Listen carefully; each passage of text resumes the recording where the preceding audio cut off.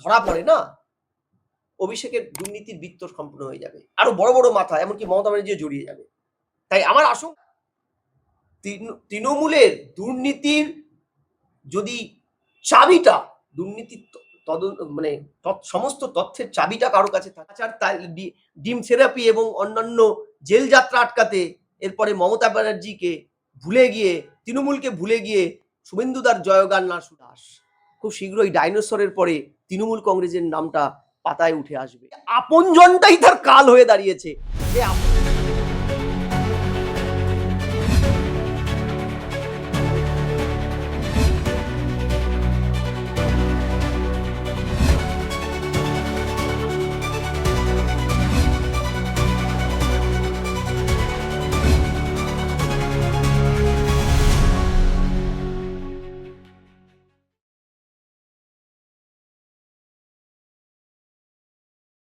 ভোটে ভরাডুবির পর দ্বিতীয়বার হাইকোর্টের দ্বারস্থ হয়েছেন মমতা বন্দ্যোপাধ্যায়। তিনি এবার গেছেন নির্বাচনের যে ফলাফল ভবানীপুরে, সেই ফলাফলকে চ্যালেঞ্জ করে তিনি হাইকোর্টের দ্বারস্থ হয়েছেন। হার মেনে নিতে পারছেন না। না, পৃথিবীর কোনো স্বৈরাচারী শাসক যারা সংসদীয় গণতন্ত্রে নির্বাচিত গণতন্ত্রকে স্বৈরাতন্ত্রে রূপান্তরিত করে, হিটলার থেকে শুরু করে মুসোলিনির থেকে শুরু করে কেউই হার মেনে নেয়নি। হিটলার তো হার মেনে নেয়নি বলে নিজের মাথার খুলিটা পর্যন্ত নিজের বন্ধুকে উড়িয়ে দিয়েছিল, হার স্বীকার করেনি। আজকে মমতা ব্যানার্জি শ্যাক্ট, যেটাকে বলা হয় ওই অপসারিত মুখ্যমন্ত্রী তকপাটা নিয়ে ইতিহাসে রইল। তিনি তো রিজাইন দেননি, কিন্তু রিজাইন না দেওয়াতে কি নতুন সরকার তার সাংবিধানিক ক্রাইসিস তৈরি করেছিল না, তাকে অপসারিত করেছে।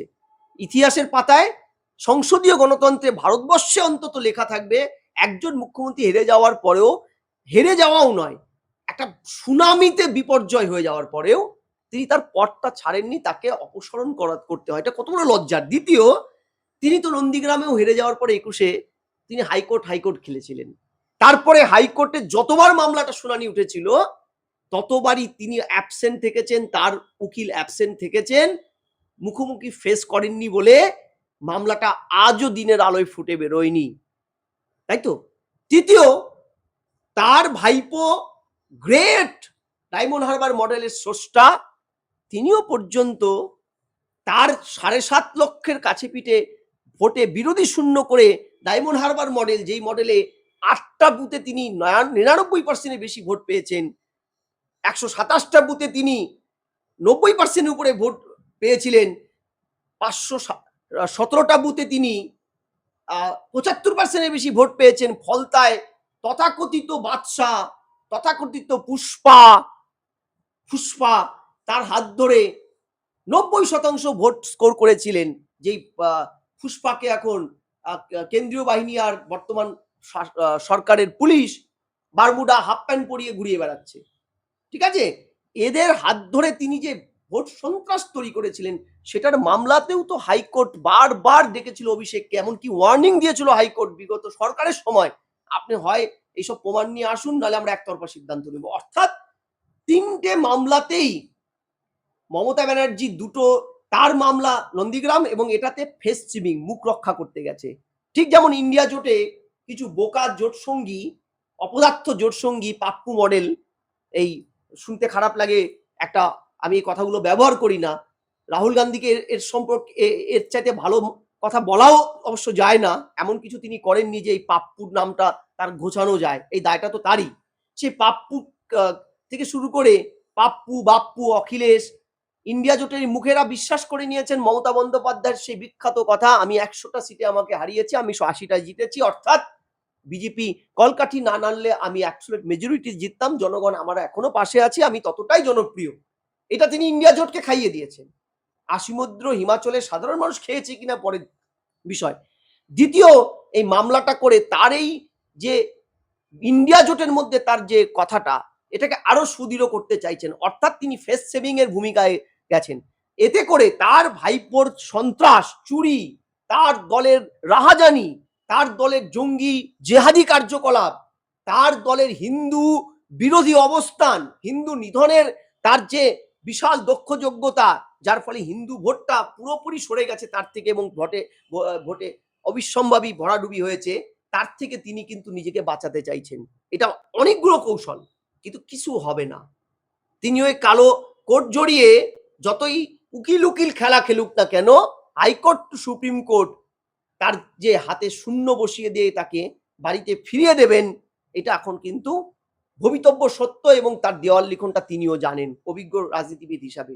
এটা করছেন শুধুমাত্র রাজনৈতিক পরিমণ্ডলে তিনি ভেসে থাকতে চাইছেন, কারণ ভোটে জিতে তার তিনি সাংসদ বিধায়ক কিছুই হতে পারবেন না, এমনকি রাজ্যসভায় যাওয়ার পাঠানোর মতন অবস্থা তার দলের নেই।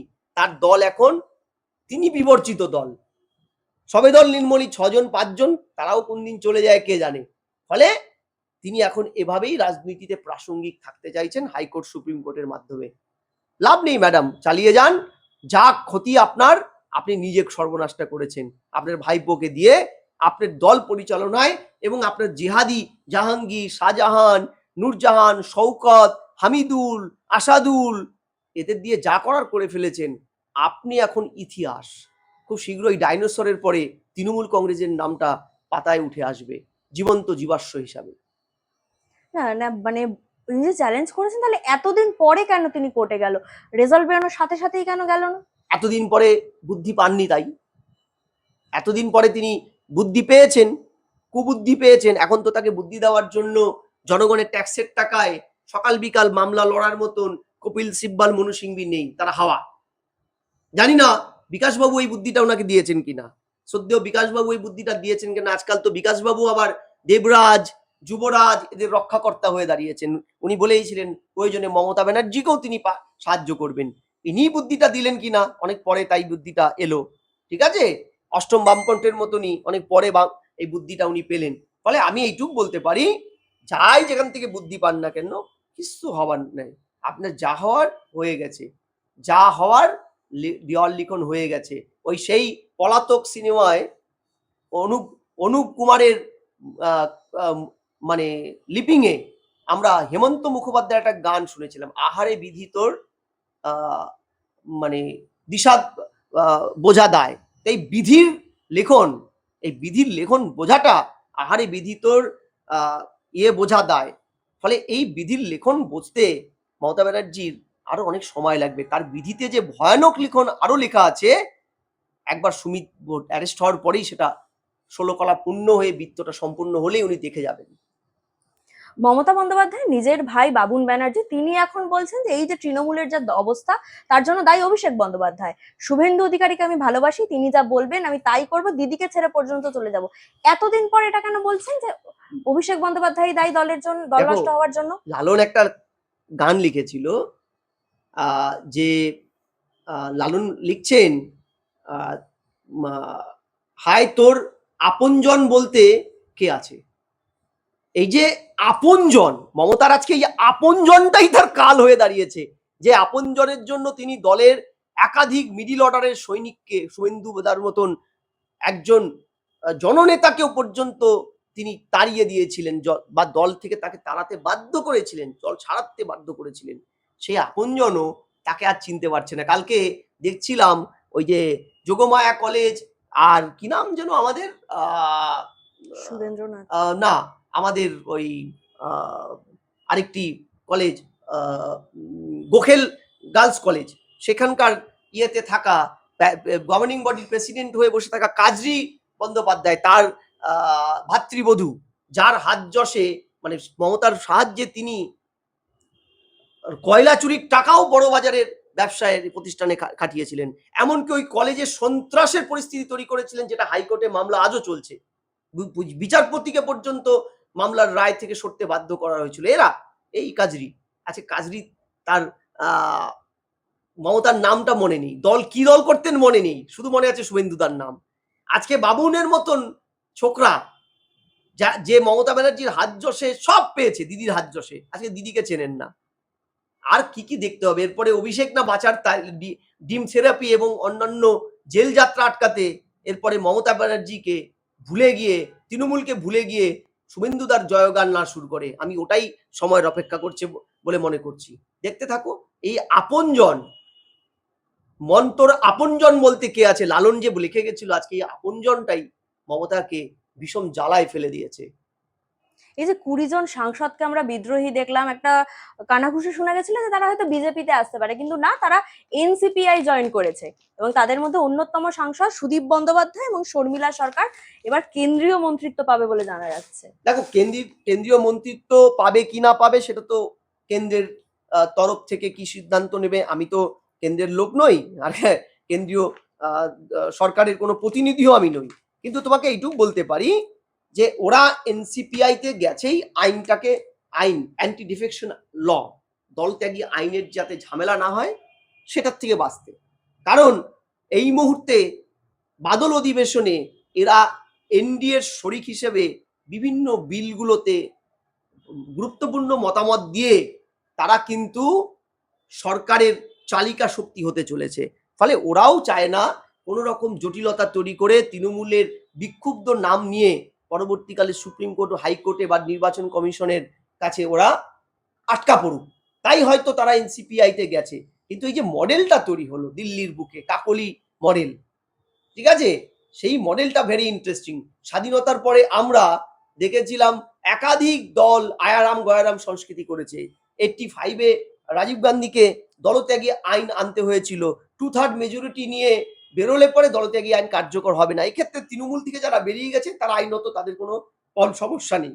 সমস্যা যেটা হতে পারত, তৃণমূলের ব্যানারে থাকলে আগামীতে যদি এটা নিয়ে আইন আদালত হতো তাহলে ওরা হয়তো ভোটাধিকার আপাতত প্রয়োগ করার ক্ষেত্রে একটা বাধা দিলেও দিতে পারতো। এই কারণে কোনো রিস্ক নেয়নি, এনসিপিআই তে গেছে। আগামীতে আমরা পশ্চিমবঙ্গের রাজনীতিতে হয়তো প্রধান বিরোধী হিসেবে এনসিপিআই কে পাবো, অথবা সরকারের পক্ষ হয়েও কোনো একটা এনসিপিআই কে হয়তো পেতে পারি। যাই হোক না কেন, সংসদীয় গণতন্ত্রের একটা বৃহত্তর স্বার্থেই হয়তো এরা দল থেকে এনসিপিআই তে গেছে। এদের মধ্যেও তো অনেকে আছে তৃণমূলের সময় মাখন খেয়েছে, ফলে তারা হয়তো ডিম থেরাপির ভয়ে গেছে, সম্পত্তি বাঁচাতে গেছে।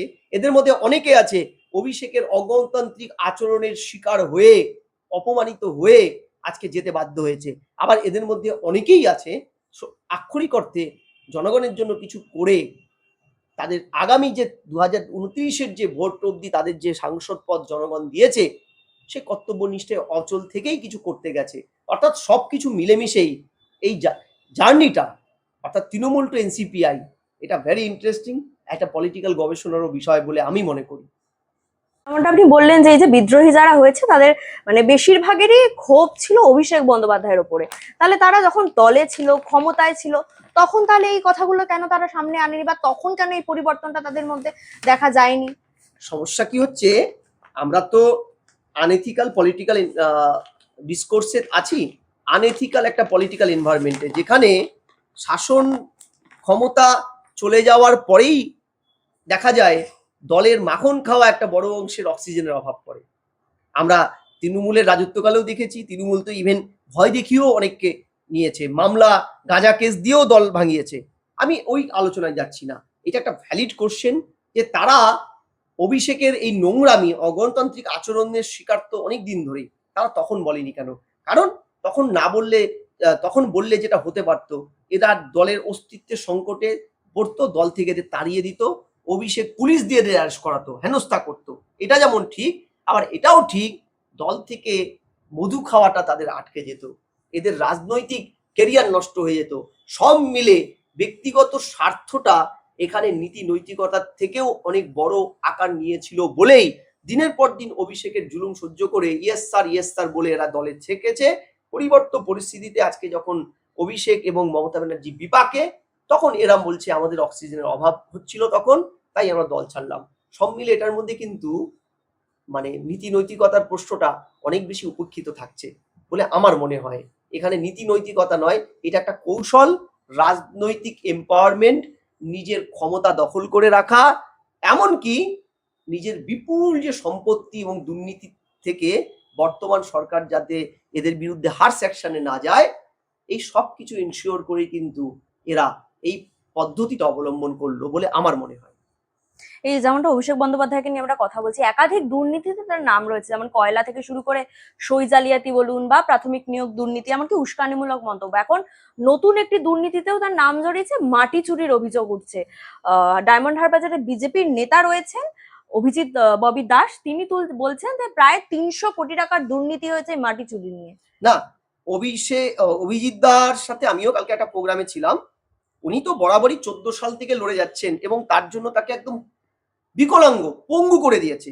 আমি আমি কতগুলো তথ্য বলি যে আজকে এই যে অভিষেক, মানে ফ্রেববাজ অভিষেক বন্দ্যোপাধ্যায় শুধু মমতা ব্যানার্জির নাম ভাঙিয়ে তিনি দুর্নীতি করেননি, তিনি রীতিমতন মমতা ব্যানার্জির প্যারালাল একটি শক্তিতে পরিণত করেছিল এবং সেখানে গিয়ে তিনি দুর্নীতির 16টা কলা 17টা কলা বা যত ধরনের কলা আছে তাকে কিন্তু ছাপিয়ে গেছিল। আমি বলছি যে প্রাইমারি দুর্নীতি, গরু চুরি, বালু চুরি, তিনি টাকা সাইফুন করেছিলেন কোথায়? কয়লা চুরি, এই স্লিপস অ্যান্ড বাউন্সে। এমনকি আজকে অভিজিৎ বাবুকে বলতে হচ্ছে যে 300 কোটি টাকার মূলত যে মাটি কাটাটা 17 সাল থেকে হয়েছিল, 22-23-এ সেটা উত্তরোত্তর বৃদ্ধি পায়, জলাশয় বুঝিয়ে দেওয়া হয়। 163 বিঘা জমির জলার মানে মাটি কেটে 300 কোটি টাকার মাটিটা বিক্রি করে মূলত আত্মসহায়ক এই সুমিত রায়, দিলীপ রায়, যিনি ওই তোমার সম্ভবত দিলীপ রায় হচ্ছে বিষ্ণুপুরের বিধায়ক, যিনি জেলে, তার বিশাল প্রাসাদের মতন বাড়ি, বাগান টাগান পাওয়া গেছে। এবং অবশ্যই অভিষেক স্যাটেলাইট চিত্র দেখাচ্ছে জমির পুরো আমূল পরিবর্তন করে দিয়েছিল ওরা। এই 300 কোটি টাকা এবং আমফানের 2020 আমফানের প্রায় 250 কোটি টাকার চুরি বেনিফিশিয়ারিদের না দিয়ে, এটা কিন্তু মাননীয় ওখানকার যে সাংসদ প্রার্থী ছিল বিজেপির ও ববিদা, তিনি কিন্তু বারবার তুলেছেন। তার উপরে অত্যাচারও হয়েছে, তাকে পঙ্গু, বললাম না, প্যারালাইজ করে দেওয়া হয়েছিল। কালীতলা, বিষ্ণুপুর, আশুটি এলাকায় মাটি কাটা, ওয়াটার বডি চুরি করা সব করেছে। প্রশ্নটা হলো সুমিত রায় কোথায়? দেখুন, সুমিত যদি ধরা পড়ে না, অভিষেকের দুর্নীতির বৃত্ত সম্পূর্ণ হয়ে যাবে, আরো বড় বড় মাথা, এমনকি মমতা ব্যানার্জি জড়িয়ে যাবে। তাই আমার আশঙ্কা, সুমিতকে ইমিডিয়েট যদি গোয়েন্দারা না ধরতে পারে, তাহলে সুমিতের জীবন লাইফ থ্রেটেনিং এর আশঙ্কা আছে। এমনকি বিনয় মিশ্রর মতন তিনি কোনো একটা ভানু আতুতু দ্বীপেও পালিয়ে যেতে পারেন। বিনয় মিশ্র যেমন অভিষেক ঘনিষ্ঠ কয়লা মাফিয়া, পালিয়ে গেছেন, তাকে এখনো খুঁজে পাওয়া যায়নি। মুদ্রা কথা, তৃণমূলের দুর্নীতির যদি চাবিটা, দুর্নীতির মানে সমস্ত তথ্যের চাবিটা কারো কাছে থাকে, সুমিতের কাছে। সুমিতের নিজস্ব ফ্যান ক্লাব ছিল। সুমিত, কুণাল ঘোষ বারবার প্রকাশ্যে বলছে সুমিতকে নিয়ে। এই জন্য কালীঘাটে সুমিত ভাইপোর সাথে মুখোমুখি ঝগড়া হয়ে গেছে, মমতা ব্যানার্জিকে মাঝখানে আসতে হয় ঝগড়া থামাতে। এই পুরো এপিসোডটায় সুমিত এমন একটি বডি যে কোচবিহার থেকে কাকদ্বীপ সুমিত প্যারালাল একটা সরকারের মুখ ছিল। কারণ অভিষেক তো 8-এ ডবল ডিজিট, মানে 10 নম্বর কোনো সাবজেক্টে পাইনি, ফেল। MBA ডিগ্রিটাও ফেক ডিগ্রি, অর্থাৎ ওর মাথায় বিদ্যে বুদ্ধি ছিল না। ফলে মূলত যে এই বিশাল দুর্নীতি সাম্রাজ্য অভিষেক প্রতিষ্ঠা করেছিল এই শিক্ষিত সুমিতদের মাধ্যমে। সুমিতদের ধরতে পারলে আমি মনে করি পুরো বৃত্তটা দুর্নীতি সম্পন্ন হবে এবং লক্ষিন্দরের বাসর ঘরে ঢোকার সেই ছিদ্রটা কিন্তু খুলে যাবে গোয়েন্দাদের কাছে। একটা শেষ প্রশ্ন করবো, সাধারণ মানুষের মানে মনে এই প্রশ্নটা তখন যাক যে একাধিক দুর্নীতিদের নাম রয়েছে অভিষেক বন্দ্যোপাধ্যায়, তাহলে অভিষেক বন্দ্যোপাধ্যায় যে রাজনৈতিক একটা কেরিয়ার রয়েছে, সেইটা এবার কোন দিকে যাবে? কেরিয়ার জেলে একটা পার্টি করবে। ও 15 বছর যে দুর্নীতি করেছে, সেই দুর্নীতি আগামী 15 বছর সকাল বিকাল রাত ইডি, সিবিআই, সিআইডি, এনআই এর কাছে গেলেও ওর যাতায়াত শেষ হবে না। তলবের পর তলব করলেও ওর তলব শেষ হবে না, কারণ ওর কাছে সমস্ত দুর্নীতির সব কিছু আছে। ইতিমধ্যে 5000 পৃষ্ঠার নথি জমা করেছে। ইডি পেঁয়াজের খোসার মতো ছড়াচ্ছে চুরিগুলো, ঠিক আছে? কি ম্যানেজিয়াল পার্সন ছিল, রুফিয়ার ট্রানজাকশন করা লিভস এন্ড বাউন্সে, কয়লার চুরির থেকে শুরু করে যাবতীয় চুরির টাকা ওইটাতে ইনভেস্ট হয়েছিল, ঘুরপথে বিদেশে গেছে, ফিল্ম ইন্ডাস্ট্রিতে খেটেছে। তার আরেকজন কি ম্যানেজিয়াল পার্সন কালীঘাটের কাকু এর জন্য জেল খেটেছে। ও কি ম্যানেজিয়াল পার্সন, ও 3 বার হলফনামায় ও একজন অফিস অফ দ্য প্রফিট, ওইটা রিজাইন দিয়ে ভোটে দাঁড়ানোর কথা ছিল, দাঁড়ায়নি। প্রকাশ্যে বলেছে আমি লিভস এন্ড বাউন্সে 14 সেপ্টেম্বর 2023 বলেছে, হ্যাঁ লিভস এন্ড বাউন্সে সিও আমি। ওর মা লতা 2012 সাল অব্দি সিও ছিল ওখানকার, এন্টার ফ্যামিলিটা ফেসে যাবে ওই চিটিংবাজি সেল কোম্পানির জন্য। ফলে ওর একটা মামলা নয়, হাজার হাজার মামলা। ও বাকি ক্যারিয়ারটা দলে জেলে গিয়ে একটা দল করুক, সেখানে হয়তো সাকসেসফুল হবে। এনসিপিআই এর মতন কোনো যদি দল ঠল করতে পারে, ওখানেই হয়তো জেল বন্দীদের নিয়ে, ক্রিমিনালদের নিয়ে একটা দল করতে পারবে ও। মানে আপনি যেমনটা বললেন যে এই যে ফ্যামিলি ফেসে যাবে, মমতা বন্দ্যোপাধ্যায়ের নামও তো সেই ফ্যামিলিতে রয়েছে, তাহলে তার রাজনৈতিক ক্যারিয়ারও কি শেষ হয়ে যাবে? হতেই পারে, তার নামেও তো মামলা চলছে একাধিক। আমি মমতাকে এই অবধি বলছি না, কারণ অভিষেক অধিকাংশ কাজটাই মমতাকে না জানিয়ে হয়তো করতেন বা তার কনসার্ন ছাড়া করতেন। ফলে অন্তত এই বাবুন, এই কাজরি, এই লতা, এরা অনেকেই ফেসে যাবে। এন্টায়ার ব্যানার্জি পরিবারটা না ফেসে যায় প্লট কেলেঙ্কারিতে। ধন্যবাদ।